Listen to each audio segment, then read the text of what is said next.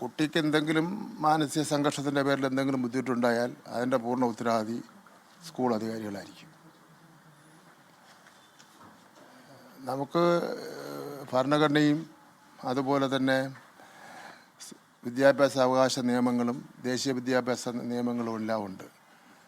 അതിൻ്റെ അടിസ്ഥാനത്തിൽ മാത്രമേ വിദ്യാഭ്യാസം ചെയ്യുന്നതിന് വേണ്ടി കഴിയുകയുള്ളൂ. ഇവിടെ കഴിഞ്ഞ ഒരാഴ്ചക്കാലമായി ആ കുട്ടി അനുഭവിക്കുന്ന മാനസികമായിട്ടുള്ള സമ്മർദ്ദം എത്രമാത്രമാണ്.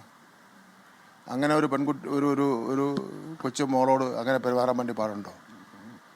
ഇതെല്ലാം ചെറിയ തോതിൽ തന്നെ അവിടെ ചർച്ച ചെയ്ത് തീർക്കേണ്ട പ്രശ്നമാണ് വഷളാക്കി കൊണ്ടുപോകുന്നത്. ഒരു കാര്യം ഞാൻ വ്യക്തമാക്കുന്നത്, ഒരു കുട്ടിയുടെ പ്രശ്നമാണെങ്കിലും ആ കുട്ടിക്ക് സംരക്ഷണം കൊടുക്കുക എന്ന നിലപാട് തന്നെയാണ് ഗവൺമെൻറ്റിൻ്റെ നിലപാടെന്ന് പറയുന്നത്. സ്കൂളിന് ഒരു മാന്യമായ പ്രശ്നം പരിഹാരം കാണുന്നതിന് വേണ്ടി ചെയ്യാൻ കഴിയുന്നത് സ്കൂൾ യൂണിഫോമിന് മാറ്റം വരുത്താതെ ഈ ശിരോവസ്ത്രം ധരിക്കണമെന്ന് പറഞ്ഞ കുട്ടിക്ക് പിന്നെ മാനേജ്മെൻറ്റും സ്കൂൾ അധികാരികളും പ്രിൻസിപ്പാളും പിന്നെ രക്ഷകർത്താക്കളും തമ്മിൽ ആലോചിച്ചിട്ട് സെയിം കളറിലുള്ള പിന്നെ ശിരോവസ്ത്രം കൊടുക്കുക.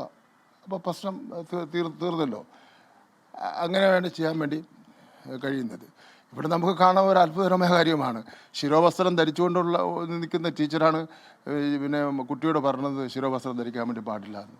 അതൊക്കെ ഒരു വിരോധാഭാസമായിട്ട് മാത്രമേ നമുക്ക് കാണുന്നതിന് വേണ്ടി പിന്നെ കഴിയുകയുള്ളൂ. അപ്പോൾ നമുക്ക് പ്രശ്നം പരിഹാരം കണ്ടെത്തി പോകണം.